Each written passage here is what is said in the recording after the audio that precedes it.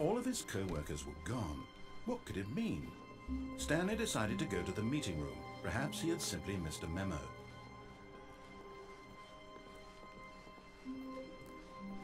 When Stanley came to a set of 2 open doors, he entered the door on his left.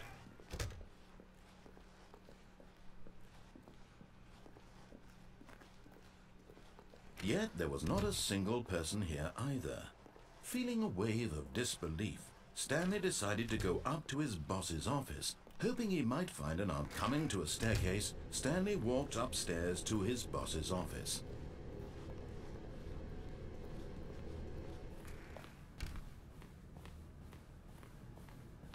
Stepping into his manager's office, Stanley was once again stunned to discover not an indication of any human life. Stanley was in such a rush to get through the story as quickly as possible, he didn't even have a single minute to just let the narrator talk. That kind of anxiety isn't healthy, so he relaxed for a few moments with some calming New Age music.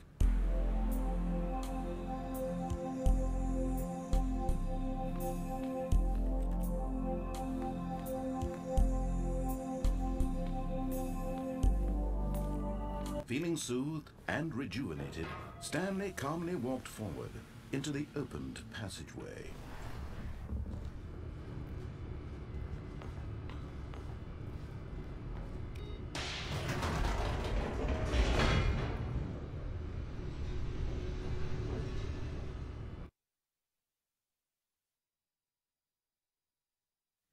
Descending deeper into the building, Stanley realized he felt a bit peculiar.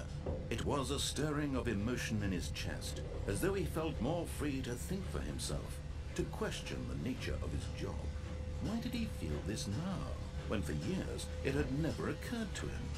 This question would not go unanswered for long.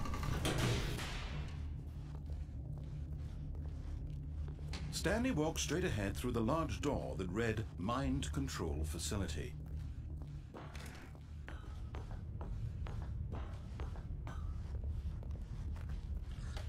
The lights rose on an enormous room packed with television screens. What horrible secret did this place hold? Stanley thought to himself. Did he have the strength to find out?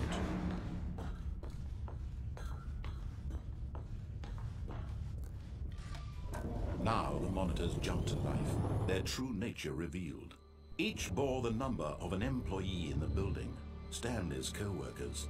The lives of so many individuals reduced to images on a screen, and Stanley, one of them, eternally monitored in this place where freedom meant nothing. This mind control facility, it was too horrible to believe. It couldn't be true. Had Stanley really been under someone's control all this time? Was this the only reason he was happy with his boring job? That his emotions had been manipulated to accept it blindly? No, he refused to believe it. He couldn't accept it. His own life in someone else's control? Never! It was unthinkable. Wasn't it? Was it even possible? Had he truly spent his entire life utterly blind to the world? But here was the proof. The heart of the operation. Controls labeled with emotions. Happy, or sad, or content. Walking, eating, working. All of it monitored and commanded from this very place. And as the cold reality of his past began to sink in, Stanley decided that this machinery would never again exert its terrible power over another human life. For he would dismantle the controls once and for all. Oh, Stanley, you didn't just activate the controls, did you? After they kept you enslaved all these years, you go and you try to take control of the machine for yourself. Is that what you wanted? Control? Oh, Stanley, I applaud your effort, I really do. But you need to understand, there's only so much that machine can do. You were supposed to let it go. Turn the controls off and leave. If you want to throw my story off track, you're going to have to do much better than that. I'm afraid you don't have nearly the power you think you do. For example, and I believe you'll find this pertinent, Stanley suddenly realized he had just initiated the network's emergency detonation system. In the event that this machine is activated without proper DNA identification, nuclear detonators are set to explode, eliminating the entire complex. How long until detonation then? Let's say, 2 minutes. Ah, now this is making things a little more fun, isn't it, Stanley? It's your time to shine. You are the star. It's your story now. Shape it to your heart's desires. Oh, this is much better than what I had in mind. What a shame we have so little time left to enjoy it.